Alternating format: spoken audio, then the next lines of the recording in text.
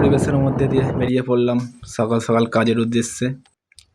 এই যে বন হয়ে গেছে, খুব বন পরিষ্কার করতে করতে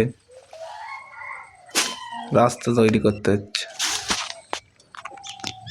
বনে ভর্তি লতা পাতা, আর কিছুই নয়, পরিষ্কার জায়গা জলের জন্য হয়ে গেছে এরকম। ওই তো গাছের নারকোলটা আছে, ডাবটা ওটা পারবো। আর এখানে অনেক রকমের শাপলা, পদ্ম ফুলের মতো দেখতে, দারুণ সুন্দর, প্রচুর হয়েছে। একে একে আমাদের ডাব পাড়া হচ্ছে, কাঁদি নামছে, ভালো ভালো ডাব।